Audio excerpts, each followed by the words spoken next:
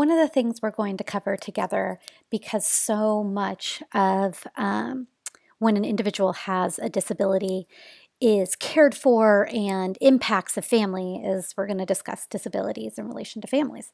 One of the reasons I do this is because I am familiar with having an individual with disabilities in my family, and it's actually my son. My son was one of twins. He was an identical twin, and I lost his twin brother when I was about 7 months pregnant.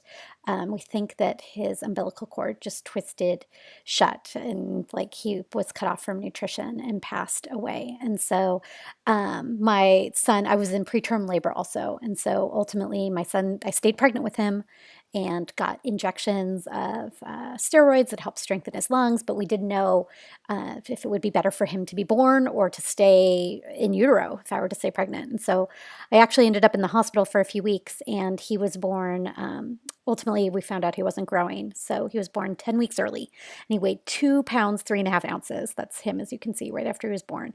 And he did really, really well. He was never on a respirator and things, but he was a preemie. He was a teensy tiny preemie. And so he was in the hospital for several weeks. And as he grew up in his first year of life, we could tell that there was something going on, whether it was hearing or vision or something. He wasn't really using the right side of his body. He wasn't responding in the same way. And so when he was about, oh gosh, maybe about 14 months old, we got a diagnosis of cerebral palsy. And cerebral palsy is a like umbrella diagnosis that means somebody's had brain damage. And so it can manifest physically, it can manifest intellectually, it can manifest both. You will have individuals with cerebral palsy who have profound disabilities, who maybe do not communicate by speaking, rather they're communicating, maybe with their eyes or things, like they have really, really been deeply impacted both physically and intellectually by their cerebral palsy. I will see students all the time on college campuses that I can tell from their spastic gait that they have cerebral palsy, because a lot of times you have like this manifestation of like tightening in muscles and things. They might have a physical manifestation, like a mild physical disability that you can see, but intellectually, there couldn't be more brilliant. And so, cerebral palsy can mean many, many things. For my son, it means he has right-sided hemiplegia. He has some paralysis on his right side. He's always been able. He was delayed, but he could walk and everything else. He'd always be up on his toes on his right foot, and so he would have various medical interventions to try to give him more mobility on that leg. And so he actually got injections of Botox, and that was one of the things that he got over the years, because Botox paralyzes your muscles, right? That's what it's used for, to paralyze like muscles in your face so you don't have wrinkles. I don't know if it's muscles, but you know what I mean. And so if you use that in some aspects of somebody with cerebral palsy, when you paralyze some of the muscles that have been overworked, you allow maybe the other muscles to develop.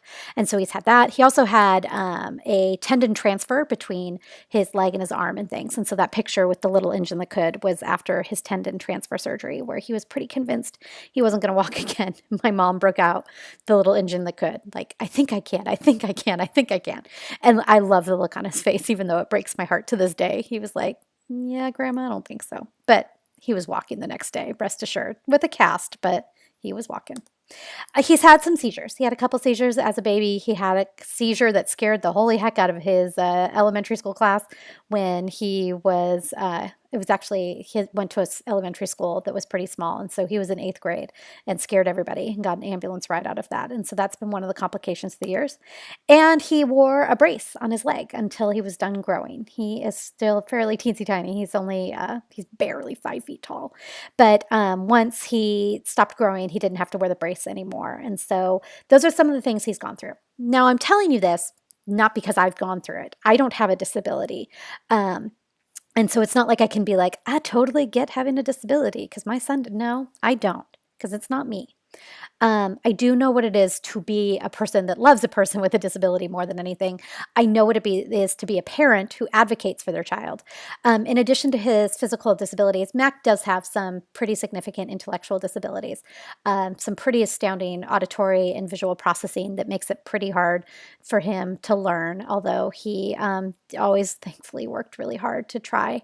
But he pretty much hated school because of it, and understandably, because everything was so hard.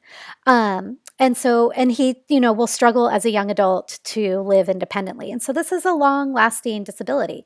It's simultaneously mild and significant. And so, there's such a myriad of ways that people have disabilities or grapple with disabilities.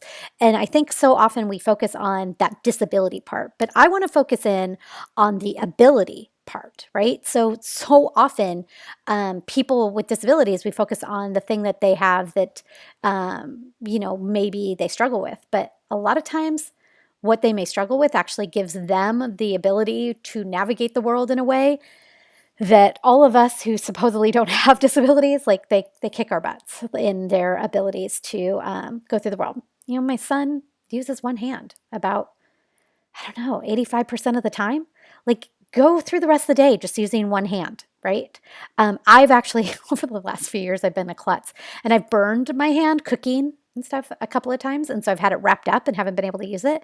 And even to me, having like been with a person who has a disability for years, it would really hit me like, oh my gosh, like life is harder when you're only using one hand. And yet my son manages to do it all of the time. And so that's just one example of how amazing people can be when they are, they just, we focus on the dis part of it, but I want to focus, like I said, on the ability. Okay.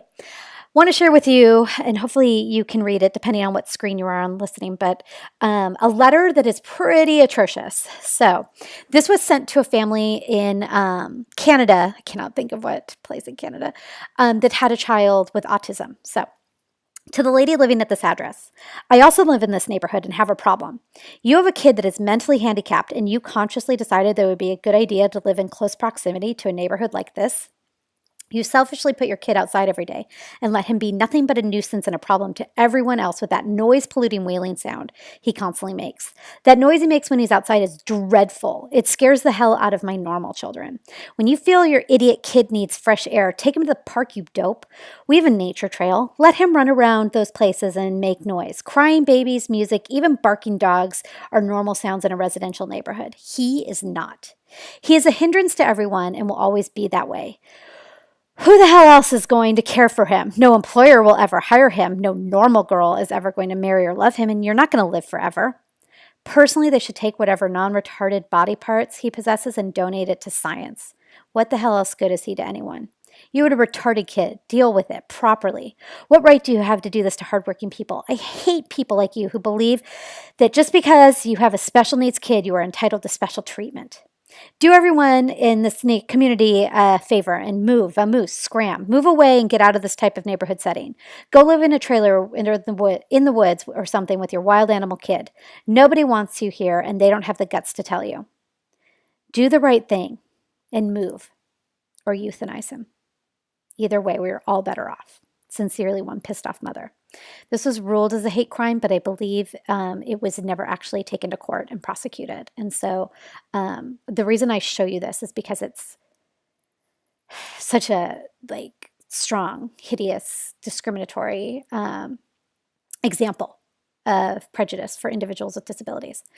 But I want to contrast this hatred and horrific, just horrifying words with one of the words that's in there that you hear a heck of a lot. Hopefully nowadays, not quite as much as before, but it is said in a very benign way. It's not intended to be anything besides like a playful insult when somebody goes, oh my gosh, that's so, or oh, I was so, R word. I'm not even saying it because, we have a few words in our lexicon, our language that we have said, whether it's a racial slur or otherwise, this is not okay to utter.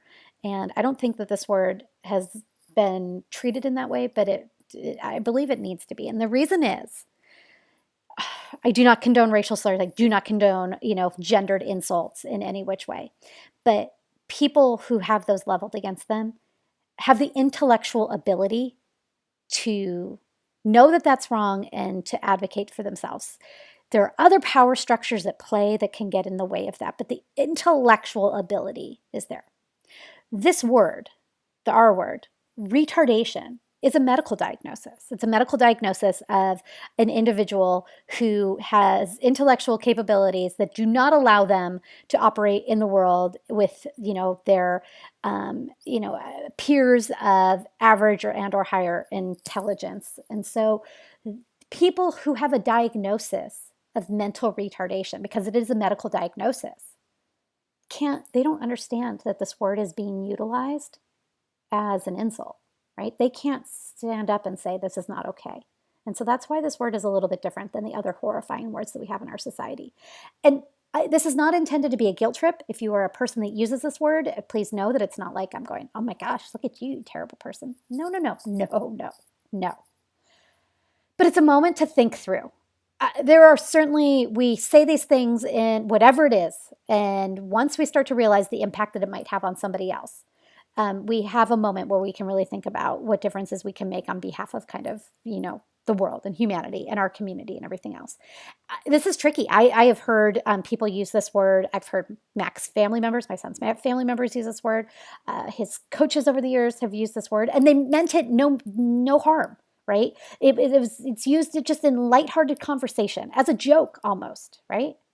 And so thinking through the implications of this, we're going to go forward in a minute and talk about the power of language in relation to individuals with disabilities. And so I want to focus on this for a second because so many parents and so many family members and so many loved ones are advocating on behalf of individuals with disabilities that might not be able, because of their intellectual level, operate on their own and advocate on their own for themselves. And so it's, a responsibility of all of ours to think through how our words impact people. So a little bit more information about disabilities. 1 in 5 people have a disability. It's actually the largest minority group in the United States, and it's the only minority group that anyone can join at any time. Now, please know I would not wish this upon anyone, but quite honestly, I could get into a car accident later today and have a disability for the rest of my life. My, mom could have a debilitating stroke. I could have a debilitating stroke. We don't need to go through all the worst case scenarios, but it's one of those things where you might all of a sudden, or have a loved one all of a sudden grappling with a disability. And so to think that it is, not all of us in some way is not exactly accurate, because so many of us are touched by individuals who might be grappling with whether it's an intellectual, physical, or a combination thereof.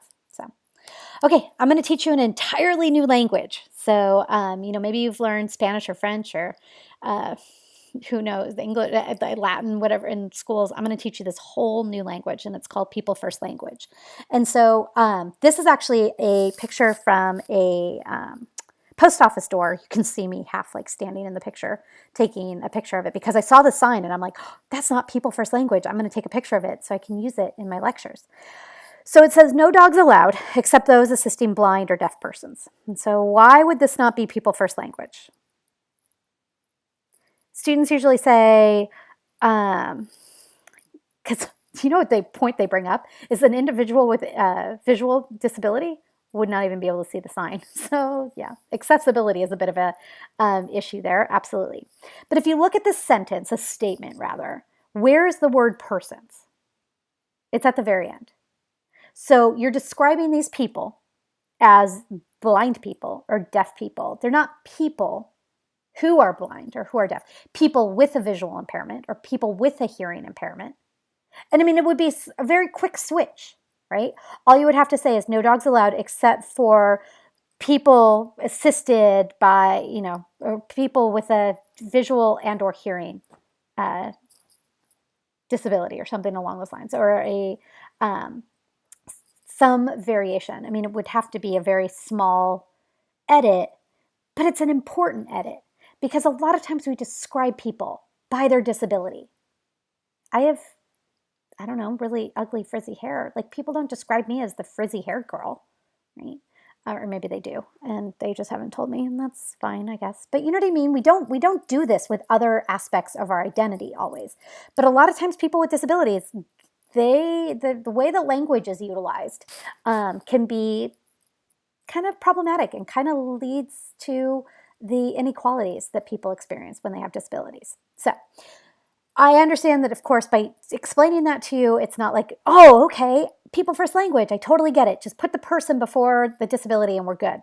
It's a little bit more nuanced than that. So I'm going to take you through a lot of different examples. And you are welcome. I actually got all of this from Googling. I believe I'm using actually some of the examples that were used by an organization that put together resources for people. And so if this is something of interest to you, I really, really encourage you to learn more about people first language. But let's go through. So you have the handicapped or disabled. How might you say that in a people first language format? People with disabilities, right? So simple change. Paul's mentally retarded. Well, wait a second. Paul is now being said before any disability. And so what do you mean by people first language, right? There's a little difference here that really is important. That says Paul apostrophe S. Paul is, right? Is means being, right? Has, Paul has. Has means possessing. Tiny little change, but it means a difference. Like there's a big difference to be something and to have something. So thinking through. So Paul has a cognitive disability or a diagnosis of a cognitive disorder, this kind of thing. Kate's autistic. Well, okay, Kate's being listed first here too. You can say Kate has autism or has a diagnosis of autism. Again, that is and has thing. Sarah's learning disabled. I know you've got it now, right? Sarah has a learning disability or a diagnosis of learning disability. Mary's a dwarf or a midget. Now we're getting more interesting.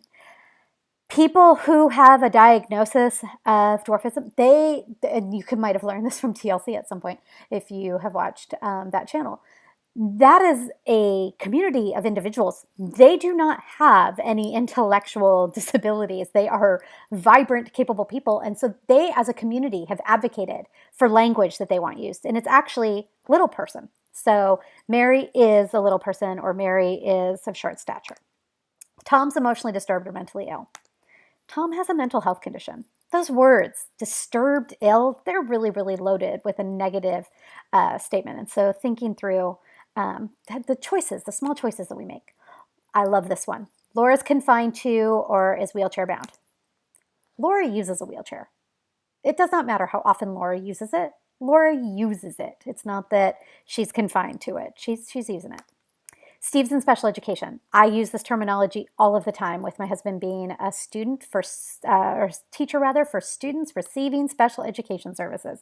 That is a change that I have always made because it is not a special ed student. It is a student receiving special education services because first and foremost, they are a student. Normal, healthy, typical children. Children without disabilities. There's children with disabilities and children without disabilities. Is nonverbal. This one is this is a paradigm shift to me because when we take away words from people, we act like they're not communicating because they're not communicating like I am right now with language. I had a student and I have very, very active classes. I have every single day in my class, you are doing one activity, if not two, or maybe even three. Like you work together in small groups so much. And I had a student take 2 of my classes who communicated with his eyes. He communicated by writing. He communicated by nodding. He communicated with all of his classmates and me to a high level, but he didn't use words. So I could say he's nonverbal and take away his communication, right? But quite honestly, he was communicating. And much like I said, like if you were to not use your right hand or left hand for the rest of the day, try and go through the rest of the day without using any words and communicate clearly with people and have them understand. Like that particular student was exceptionally skilled. And so to take away like the fact that he is not communicating in one way, to ignore the fact that he is skilled at communicating in other ways, like this is why people first language can really matter.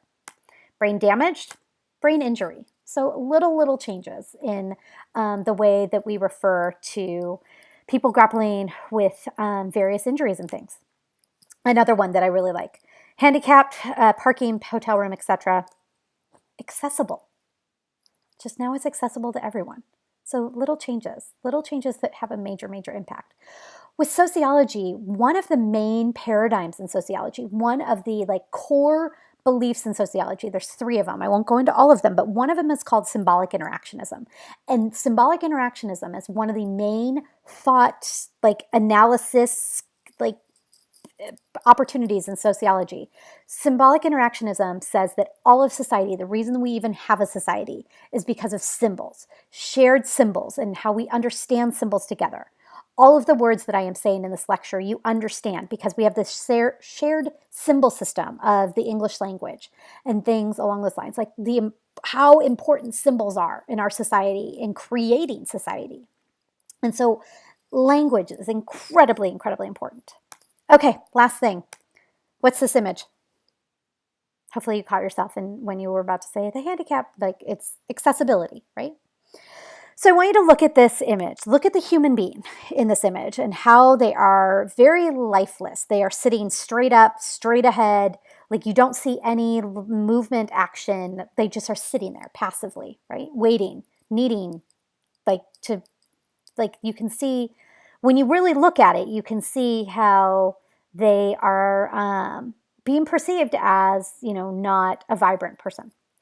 There was a graffiti, guerrilla artist in New York. Guerrilla art is when you are trying to create like a social movement via your art. And so you're trying to critique and trying to bring attention to social change via your art, guerrilla art. Tried to go around to every accessibility placard that looks like this in New York City. So think about how many there would be in New York City, probably a lifetime's worth. Tried to cover up this symbol with that. Now what do you see? You see somebody using a wheelchair, right? You see somebody using a wheelchair to kick your ass. They're going to go where, they are alive, they are vibrant, they're going to get wherever they're going faster than you are. Can you imagine a world where if we grew up with that symbol, where that person is on the move and they're alive as the accessibility symbol, we would probably look at individuals who use wheelchairs in a different way because you can see the capability there. And again, like I said, so often we focus on where somebody might not be using language and they, are communicating otherwise. They might not be using, they might be using a wheelchair all the time. They might be navigating this world with a disability, but in fact, that disability ultimately can create these opportunities for abilities like none of us know. And then thinking through, the impact that this can have on families and what people with disabilities can really teach us all, because I won't cry, but I have learned so much seeing my son's tenacity, his strength. I have been driven to my knees by his stubbornness, but man, that is why he has been able to accomplish, everything that he's accomplished in life is because he is just so exceedingly capable. He really struggles with reading comprehension. Who really struggles? Basic math, beyond basic math, he can't do very well. There's so many things that I could focus on that he really struggles with. But ultimately, he navigates the world every single day and finds a way. And so all of us do. We all find a way.